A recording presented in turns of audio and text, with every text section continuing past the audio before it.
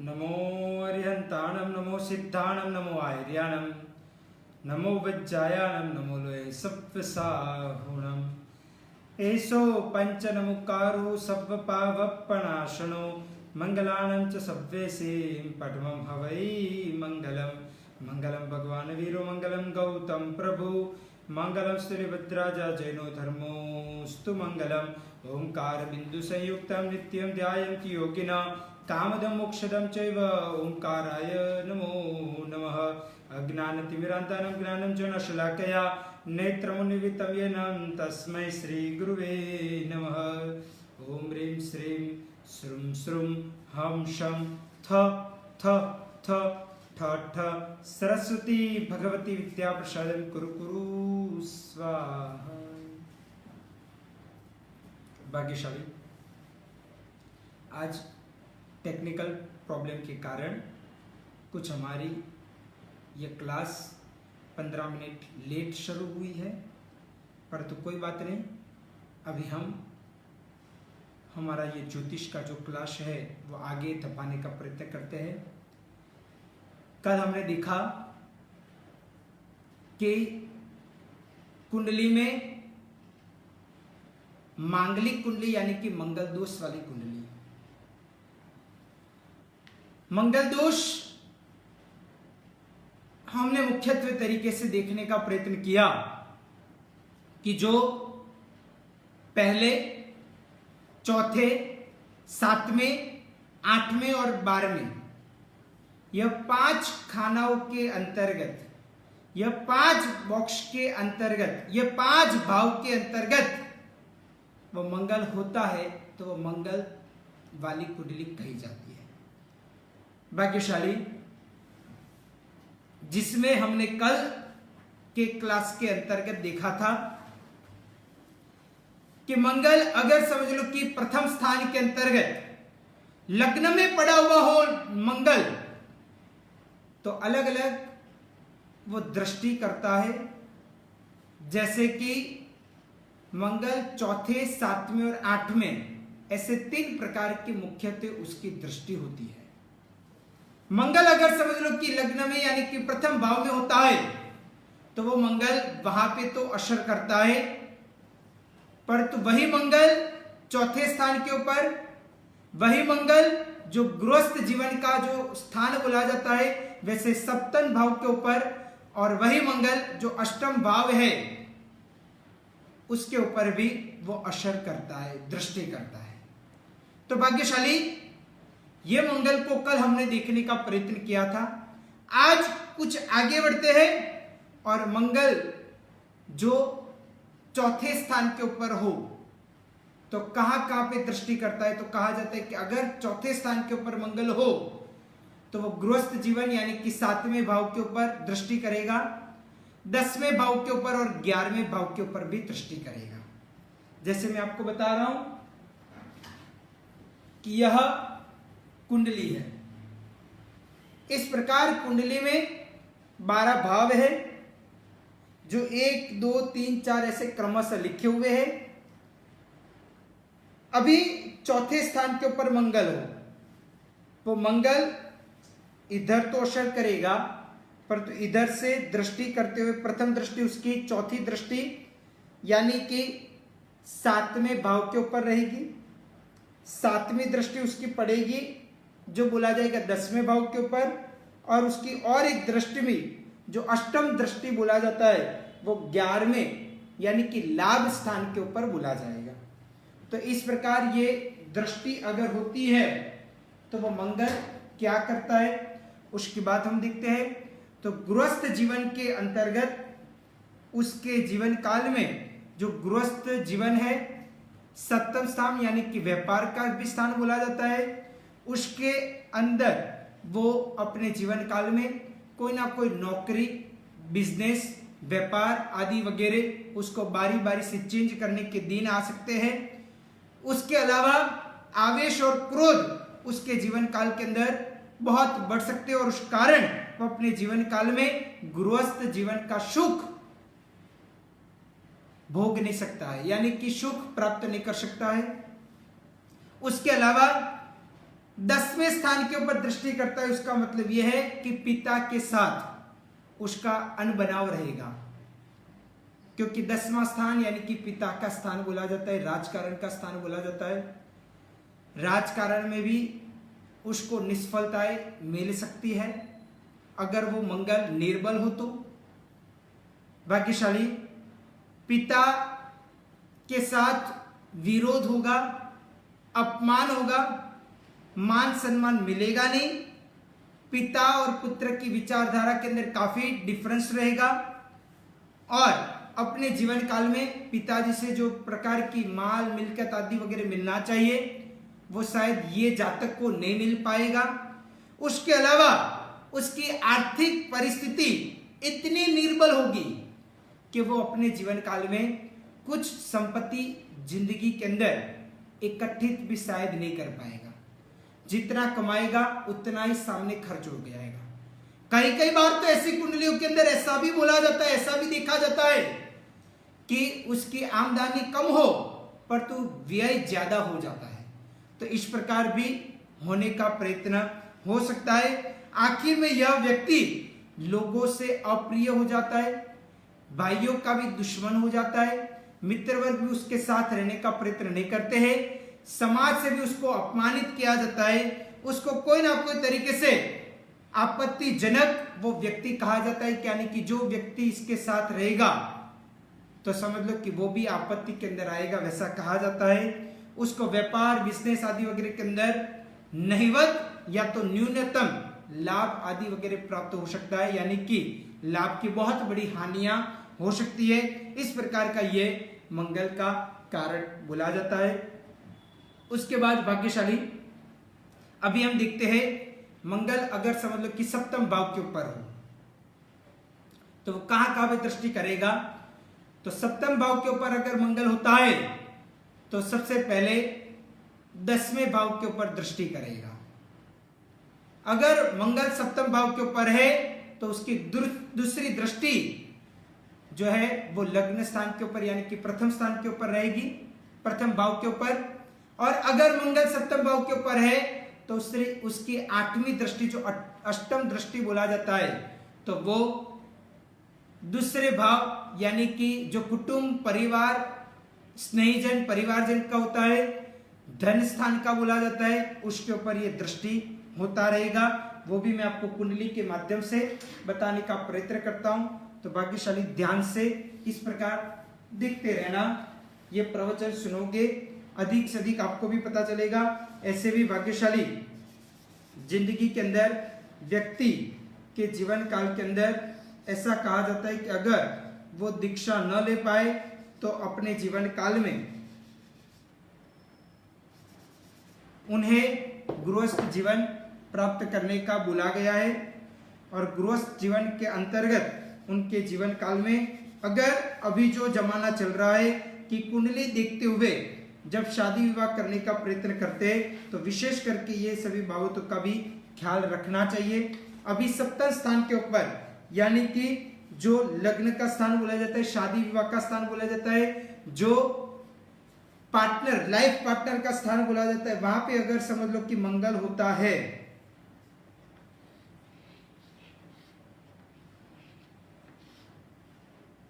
तो वो मंगल की दृष्टि सबसे पहले 10वें भाव के ऊपर, दूसरी दृष्टि प्रथम भाव के ऊपर और तीसरी दृष्टि जाएगी दूसरे भाव के ऊपर यानी कि धन स्थान के ऊपर। जैसे कि बराबर ध्यान से ये देखना, मंगल इधर पड़ा हुआ है, उसकी दृष्टि एक जाती इधर, क्योंकि मंगल जहां पे बैठा है वहां से चौथी दृष्टि करता है, पहली दूसरी तीसरी और चौथे भाव के ऊपर।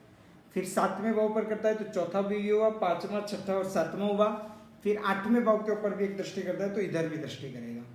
तो भाग्यशाली वो अपने जीवन काल के अंदर क्या होगा, तो गृहस्थ जीवन के ऊपर वो मंगल बैठा हुआ है, यानी कि गृहस्थ स्थान जो बोला जाता है उसके स्थान के ऊपर वो मंगल है। इस कारण से वो गृहस्थ सुख के अंदर बाधा कारक बनेगा। उसके बाद लग्न के ऊपर संपूर्ण यानी कि पूर्ण दृष्टि, 7वें नंबर की दृष्टि, कंप्लीटली पूर्ण दृष्टि बोला जाता है, तो उसके कारण वो प्रतिपक्ष के प्रति जिद्दी प्रकृति रखेगा, आवेश में आएगा, क्रोध आदि वगैरह अधिक से अधिक मात्रा के अंदर करने का प्रयत्न करेगा। और ऐसा ये व्यक्ति दूसरे का गुस्सा दूसरे के ऊपर निकालने का प्रयत्न करेगा, यानी कि और कोई गुस्सा है, चाहे वो व्यापार नहीं चला, चाहे वो आर्थिक या तो सामाजिक या तो कोई ना कोई प्रकार की उपाधि है, उसका जो गुस्सा है वो अपने प्रतिपक्षी यानी कि अपना जो लाइफ पार्टनर है, पत्नी हो तो पति के ऊपर और पति हो तो पत्नी के ऊपर, उसके ऊपर वो गुस्सा डालने का प्रयत्न करेगा। अष्टम भाव के ऊपर वो दृष्टि जाती है तो वो बोला जाता है अष्टम भाव, यानी कि अष्टम दृष्टि बोला जाता है कि 7वें स्थान के ऊपर से अष्टम दृष्टि यानी कि दूसरे स्थान धन भाव के ऊपर जो कुटुंब परिवार स्नेहीजन स्वजन का भाव बोला जाता है, वहां पे दृष्टि जाती है। तो उसका सीधा मतलब यह है कि वो परिवार से अनबनाव होगा, परिवार के अंदर उसका नाता अच्छा नहीं रहेगा, पितृ सुख उसको नहीं मिलेगा। उसके अलावा वो अपने जीवन काल के अंदर पिता से अनबनाव होता रहेगा, पिता के साथ उसकी मनमानी नहीं चलेगी और पिता का हर बार उससे दूरी रहने का प्रयत्न हो सकेगा। ऐसा प्रकार का ये प्रयत्न बोला जाता है। तो मंगल इस प्रकार होता है तो वैसा फल मिलता है। उसके बाद कहा जाता है कि कई लोग ऐसा समझते हैं कि अगर समझ लो कि मंगल वाली जो कुंडली होती है उनका शादी विवाह, अगर समझ लो कि हम अपने जीवन काल में मंगल वाले को शनि के साथ सेट कर दे तो क्या जिंदगी के अंदर दिक्कत आ सकती है। तो उसके लिए भी कहा जाता है कोई लोग उतावल के अंदर, जल्दबाजी के अंदर, क्योंकि लड़का या तो लड़की बड़ी उम्र के हो जाते हैं, उसके बाद माता पिता को भी दिन प्रतिदिन टेंशन बढ़ता रहता है। उसमें भी विशेष लड़की जब बड़ी होती है तो विशेष उनको टेंशन रहता है कि कब तक बेटी को घर के अंदर रखेंगे, बड़ी उम्र की हो गई है तो ससुराल के अंदर भेजना भी बहुत जरूरी है। तो तब जाते हुए वो कैसे भी करते हुए वो मंगल वाली कुंडली हो तो सामने शनि को भी सेट करते हुए जल्दबाजी के अंदर कोई ना कोई प्रकार का उतावलिया निर्णय लेने का प्रयत्न करते हैं। तो ये भी करना बहुत खतरनाक साबित हो सकता है। कैसे? तो शनि और मंगल वो दोनों विरोधाभासी ग्रह है। जो मंगल है वो सेनापति बोला जाता है, जबकि शनि वो एक सेवक बोला जाता है। मंगल है वो स्पीड से जाने वाला, यानी कि स्पीडी एकदम फास्ट चलने वाला वैसा प्रकार का वो ग्रह बोला जाता है शनि के सामने। और शनि जो है वो एकदम स्लोली धीमी गति से चलने वाला ग्रह है। अगर समझ लो कि रंग की बात करें तो मंगल का रंग लाल है और शनि का रंग देखो तो श्याम वर्ण है, भाग्यशाली। इस प्रकार भी बोला जाता है कि दोनों विरोधाभास है। मंगल वो पुरुष ग्रह बोला जाता है, जबकि शनि है वो नपुंसक ग्रह बोला जाता है। तो भाग्यशाली अपने जीवन काल के अंदर मंगल वाले को शनि के साथ सेट करना या तो शनि वाले को मंगल के साथ सेट करना वो बिल्कुल उचित नहीं है। मंगल जो है वो लग्न जीवन के अंदर कामुकता या तो उत्साह का प्रतीक बोला जाता है, जबकि जो शनि है वो वैराग्य वासित है, वैराग्य को प्रदान करने वाला, आध्यात्मिक लेवल के ऊपर लेके जाने वाला वैसा अगर कोई ग्रह हो तो वो शनि है। इसलिए दोनों को एक दूसरे के साथ सेट कर देना वो बिल्कुल वाजिब नहीं है, वो टोटली उचित नहीं बोला जाता है। इसलिए वैसा करना नहीं चाहिए। अगर वैसा करते हैं तो उनका गृहस्थ जीवन बहुत बड़ा खतरे के अंदर आ सकता है। इसलिए भाग्यशाली ये चीजों का अवश्य में ध्यान रखना चाहिए। उसके बाद अगर समझ लो कि मंगल 10वें स्थान के ऊपर हो, उनकी प्रथम दृष्टि जो चौथे खाने के ऊपर पड़ती है वो प्रथम यानी कि लग्न स्थान के ऊपर होगी। दूसरी जो दृष्टि है वो 7वें स्थान के ऊपर होती है, वो चौथे स्थान के ऊपर रहेगी। और 10वें भाव के अंदर रहा हुआ मंगल अगर तीसरी दृष्टि 8वें भाव के ऊपर डालते हैं, यानी कि अष्टम दृष्टि उसकी बोला जाता है, तो वो 5वें खाने के ऊपर बोला जाता है। तो कुछ इस प्रकार वो दृष्टि है, वो भी मैं आपको वापिस कुंडली के माध्यम से बताने का प्रयत्न करता हूं, एक उदाहरण तरीके से, ताकि आपको समझ में आ सके। तो इस प्रकार वो दृष्टि करता रहता है।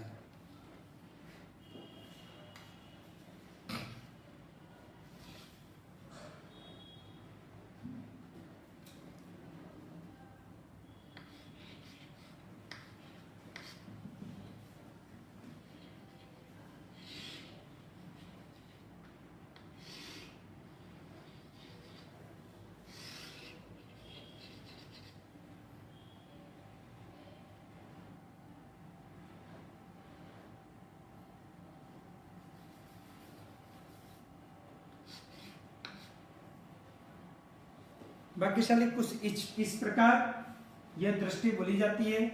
मंगल अगर 10वें स्थान के ऊपर हो तो वो दृष्टि करता है सबसे पहले लग्न स्थान के ऊपर, दूसरी दृष्टि चौथे और तीसरी दृष्टि 5वें स्थान के ऊपर। ऐसे चौथी, 7वीं और 8वीं दृष्टि कही जाती है। तो ऐसी 3 प्रकार की वो दृष्टि डालता रहता है। तो ये मंगल अगर समझ लो कि इस प्रकार का हो तो उनके जीवन काल के अंदर परिवार, कुटुंब, धन और समृद्धि आदि वगैरह का वो रहित हो पाएगा।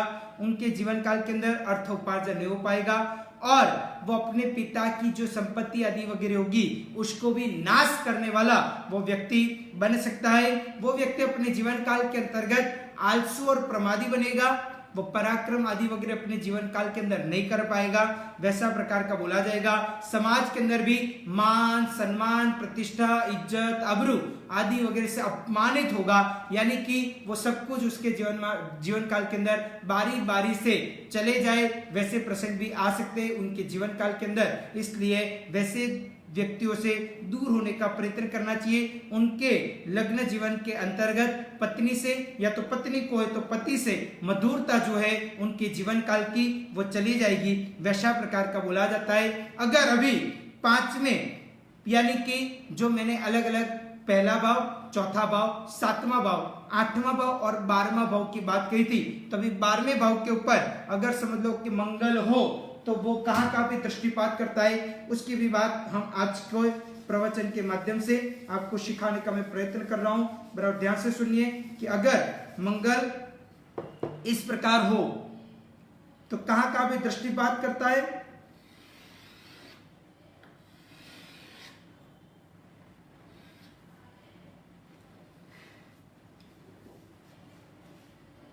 अगर मंगल 12वें स्थान के ऊपर हो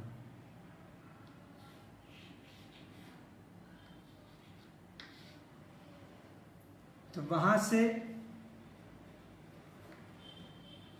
मंगल की पहली दृष्टि जो तीसरे स्थान के ऊपर जाएगी, मंगल की 7वीं दृष्टि मौसाल पक्ष रोग के ऊपर जाएगी, यानी कि 6ठे भाव के ऊपर, और मंगल की तीसरी दृष्टि जो बोला जाता है 7वें स्थान के ऊपर जाएगी। जैसे कि इधर आपको दिखाई देगा मंगल इधर बैठा है। मंगल एक तो दृष्टि सबसे पहले इधर करेगा, क्योंकि 1, 2, 3 और चौथा स्थान है तो इधर करेगा। मंगल 7वें स्थान के ऊपर यानी कि इधर करेगा, और मंगल 8वें स्थान यानी कि इधर 8वीं दृष्टि जो 7वें स्थान के ऊपर करने का प्रयत्न करेगा। तो भाग्यशाली अभी बोला जाता है कि द्वादश भाव के ऊपर, द्वादश यानी कि 12वां भाव, तो 12वां भाव जो व्यय स्थान बोला जाता है, व्यय भुवन बोला जाता है, उसके ऊपर दृष्टि करेगा तो व्यक्ति भिखारी जैसा उसका जीवन हो जाएगा। उसके पास बहुत कुछ तकलीफें उसके जीवन काल के अंदर आ सकती है। बारी बारी से भाई भांडुओं से उनको अपमानित आदि वगैरह सहन करने का प्रयत्न करना पड़ेगा। सतत उसके जीवन काल के अंदर रोग आदि वगैरह रह सकता है। मौसाल पक्ष आदि वगैरह से उसको कोई लाभ आदि वगैरह मिलने की शक्यता बहुत कम है, या तो नहीं मिलेगी। मौसाल पक्ष से भी वो अपमानित आदि वगैरह हो पाएगा। अपने जीवन काल में उसकी जो परिस्थिति होगी वो हीनता वाली होगी, अपमानित होगी, निराशामय अपना जीवन उसके जीवन काल के अंदर वो रहने का प्रयत्न करेगा। उसके प्रति पक्षी यानी कि पत्नी हो तो पति और पति हो तो पत्नी, उन दोनों का जीवन इस प्रकार होने का प्रयत्न हो सकता है। क्रोध और आवेश के अंदर आते हुए अपना जीवन भी नरक के समान वो बनाने का प्रयत्न कर सकते हैं। पति पत्नियों के अंतर्गत भी यानी कि उन दोनों को भी अंदर अंदर अविश्वास का कारण और विरोध आदि वगैरह होने का प्रयत्न भी हो सकता है। इसलिए ये बाबतों का विशेष ध्यान रखना चाहिए। तो इस प्रकार ध्यान रखोगे तो आप आपके जीवन काल में से इसमें से मुक्ति पा पाओगे। और दूसरी बात यह भी कहा जाता है कि जैसे बोला जाता है कि मंगल किस प्रकार वो भारी बन सकता है, मंगल अपने जीवन काल में किस प्रकार भारी बन सकता है। तो ग्रहों के अंदर मंगल जो है वो बुध और राहु, वो दोनों राशियों का, दोनों ग्रहों का कट्टर शत्रु है। मंगल वो बुध और राहु ग्रह का कट्टर शत्रु है। इस कारण से मंगल जब जब भी मिथुन या तो कन्या राशि के अंदर होता रहेगा तो वो मंगल भारी मंगल बोला जाता है। यानी कि मंगल जहां पे बैठा हुआ है वहां पे 3 नंबर लिखा हुआ हो या तो 6 नंबर लिखा हुआ हो तो वो मंगल भी भारी मंगल बोला जाता है। अगर कुंडली के अंदर 7वां स्थान और 8वां स्थान के अंतर्गत मंगल रहते हुए वक्री बनता है। अभी वक्री बनना यानी क्या, तो भाग्यशाली ऐसा कहा जाता है कि वक्री बनना यानी कि कोई कोई ग्रह वक्री बनते हैं, कोई कोई ग्रह मार्गी रहते हैं, इस प्रकार बोला जाता है। तो वक्री बनना यानी कि जैसे कि वो रिवर्स आना।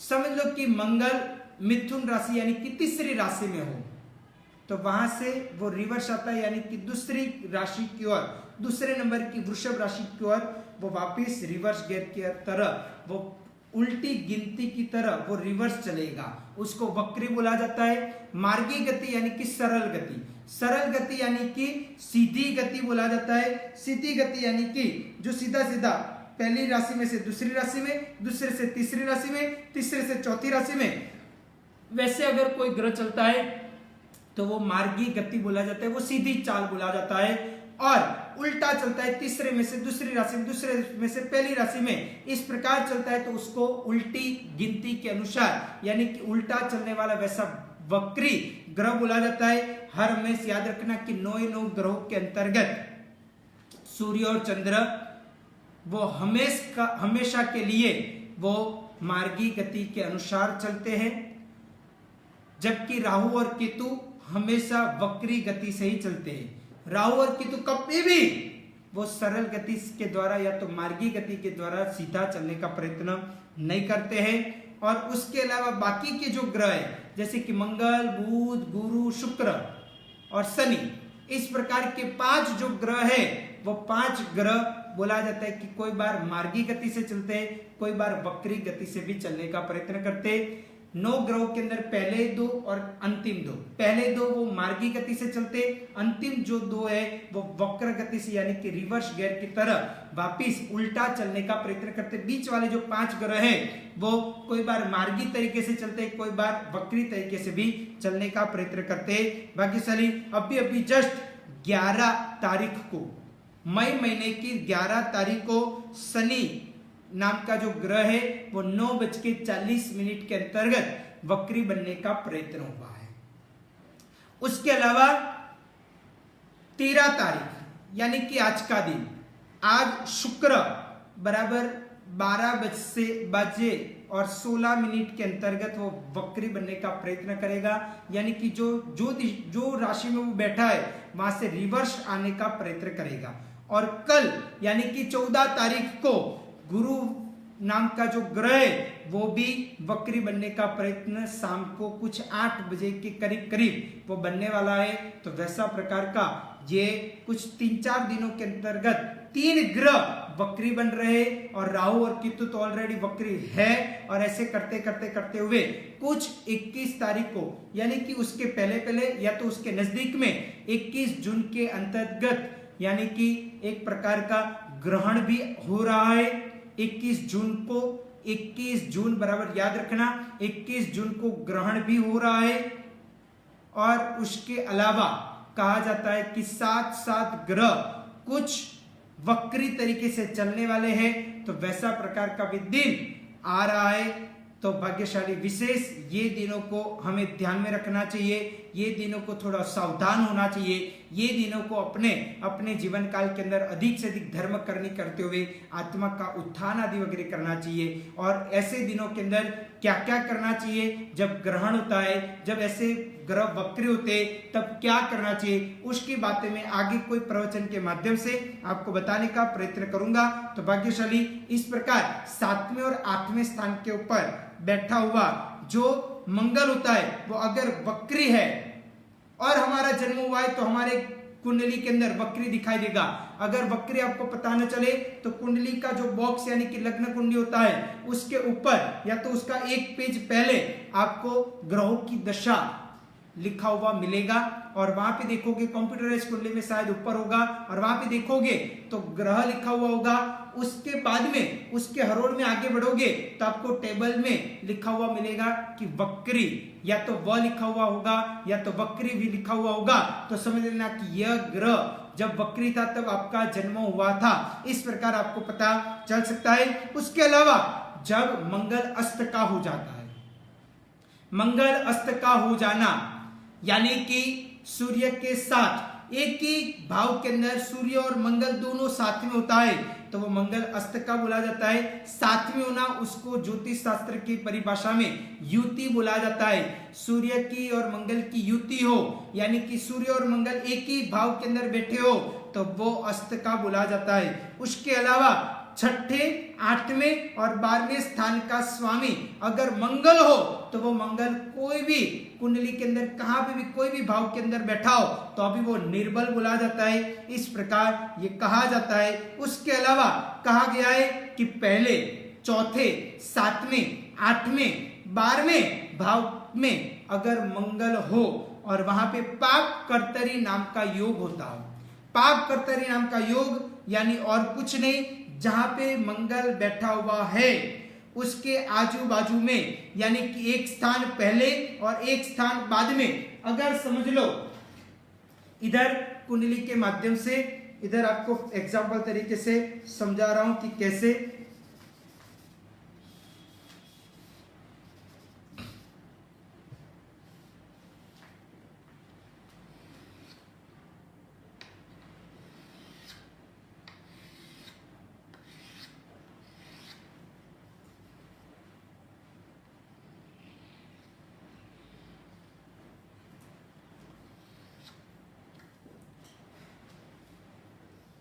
समझ लो कि मंगल इधर है, मंगल इधर है, 12वें स्थान के अंदर मंगल है, उसके एक स्थान पहले यानी कि इधर और उसके एक स्थान बाद यानी कि इधर। समझ लो कि इधर या तो इधर मंगल के आजू बाजू में मंगल के एक स्थान पहले और एक स्थान बाद में बोला जाता है। तो वहां पे अगर कोई पाप ग्रह हो, पाप ग्रह यानी कि सूर्य, शनि, राहु और केतु और मंगल, वो सभी पाप ग्रह है, परंतु मंगल तो इधर बता दिया है इसलिए उसके आजू बाजू में सूर्य, शनि, राहु और केतु, उसमें से दोनों साइड एक एक पाप ग्रह पड़ा हुआ हो तो वह पाप कर्तरी नाम का योग बनता है। वैसे पहले स्थान के ऊपर मंगल हो, चौथे स्थान के ऊपर हो, 7वें, 8वें और 12वें स्थान के ऊपर मंगल हो और उसके आजू बाजू में सूर्य, शनि, राहु और केतु, उसमें से कोई एक ग्रह पहले और एक ग्रह बाद में यानी कि दोनों स्थान में एक एक ग्रह पाप ग्रह से पड़े हुए हो तो वो पाप कर्तरी नाम का योग बनता है। वो भी एक खतरनाक योग बोला जाता है। मंगल के साथ राहु और केतु की युति हो यानी कि राहु और केतु के साथ मंगल पड़ा हुआ हो, या तो फिर मेष राशि और वृश्चिक राशि, वो दोनों राशि मंगल की बोली जाती है और वहां पे राहु और केतु पड़ा हुआ हो, मेष या तो वृश्चिक राशि में राहु और केतु पड़ा हुआ हो तो उसका पूरा की पूरा इफेक्ट मंगल ग्रह के अंतर्गत ट्रांसफर हो जाता है, यानी कि मंगल वो मंगल नहीं रहता परंतु वो मंगल अमंगल बन जाता है। उसके अलावा कहा जाता है कि मंगल ग्रह का अशुभ ग्रहों के साथ जोड़ान हो, कनेक्टिविटी हो, या तो फिर अशुभ नक्षत्र या तो अशुभ कोई नवमास आदि वगैरह के अंदर वो मंगल हो तो भी वो मंगल भारी भरकम बोला जाता है, यानी कि उसका भी दोष कहा जाता है। तो इसलिए भाग्यशाली ये चीजों के कारण अवश्य में हमें ध्यान रखना चाहिए और ऐसे ऐसे प्रकार के मंगल हो तो उससे दूर रहने का प्रयत्न अवश्य में वो अपने जीवन काल के अंदर करना चाहिए। अभी आगे मैं आपको कल के हमारे क्लास के दौरान, कल के प्रवचन के दौरान, कल के ज्योतिष क्लास के अंतर्गत मैं आपको मंगल पहले चौथे सातवें आठवें 12वें भी पढ़ा हुआ हो, परंतु कैसा मंगल हो, कैसी परिस्थिति में हो, कैसा प्रकार का वो मंगल हो, तो वो मंगल भी चाहे वो मंगल तो कहा जाएगा, मांगलिक तो बोला जाएगा, परंतु वो मंगल दोष आपको नड़ेगा नहीं, मंगल दोष आपको कोई तकलीफ नहीं कर सकता है। उसकी भी बातें मैं आपको जरूर समझाने का प्रयत्न कर रहा हूं, करूंगा, क्योंकि जब करीब करीब कुछ हम मोबाइल एप्लीकेशन या तो फिर कंप्यूटर के माध्यम से जो कंप्यूटराइज कुंडली निकालने का प्रयत्न करते हैं तो वहां पे कुंडली का, लग्न कुंडली का जो पेज होता है, लग्न कुंडली के बराबर नीचे कुछ मांगलिक कुंडली ऐसा लिखा हुआ मिलता है और बारी बारी से मिलता है, यानी कि दिखते हैं तो लगता है कि मेरी मंगल वाली कुंडली है तो क्या होगा। भाग्यशाली बिल्कुल चिंता करने की जरूरत नहीं है। अगर आपकी मंगल वाली कुंडली है तो जरूर हमारा कल का सुबह का प्रातः 10 बजे का क्लास के अंदर आप जरूर आओ। जरूर आप आओगे तो आपको भी पता चलेगा कि मंगल है तो क्या करना चाहिए, उसका उपाय भी मैं आपको जरूर कल के हमारी क्लास के दौरान आपको बताने का प्रयत्न करूंगा। तो हमारा इधर तक मैं ये रखता हूं। अभी बात कर रहा हूं एक एक राशि को हम दिख रहे थे, जैसे पहले मेष राशि देखी, बाद में वृषभ राशि, बाद में मिथुन राशि, उसके बाद कर्क राशि, अभी बात आ रही है सिंह राशि वाले। भाग्यशाली जो भी व्यक्ति सिंह राशि वाले हो, जिनके नाम के अक्षर म और ट से शुरुआत होता है, तो वो व्यक्ति को कौन से भगवान जिन मंदिर में या तो गुरु मंदिर में भराने चाहिए, उसके लिए कह रहा हूं। उनके लिए सर्व उत्तम अगर कोई भगवान हो तो वो 5वें नंबर के भगवान है, श्रेष्ठतर हो तो वो 8वें भगवान है, श्रेष्ठ है तो बोला जाता है दूसरे, 15वें और 70वें है, प्रीति कारक के 13वें, 14वें और 18वें। शुभ उनके लिए कौन से भगवान है, तो पहले, तीसरे, चौथे, छठे, 7वें, 9वें, 10वें, 16वें, 19वें, 21वें, 22वें, 23वें और 24वें भगवान ये शुभ बोला जाता है। फिर से एक बार कहता हूं, सर्वोत्तम भगवान 5वें नंबर के है, श्रेष्ठतर भगवान 8वें नंबर के है, श्रेष्ठ भगवान है दूसरे, 15वें, 70वें, प्रीति कारक है 13, 14 और 18वें, शुभ है पहले, तीसरे, चौथे, छठे, 7वें, 9वें, 10वें, 16वें, 19वें, 21वें, 22वें, 23वें और 24वें। तो इस प्रकार भाग्यशाली आज का हमारा क्लास बस इधर ही परिपूर्ण करते, समाप्त करते, पूर्ण विराम देते। वितराग की आज्ञा और कुछ भी बुलाओ तो इच्छामि दुक्कडम। सर्वमंगल मांगल्यम सर्वकल्याण कारणम प्रधानम सर्वधर्माणाम जैनम जयते शासनम।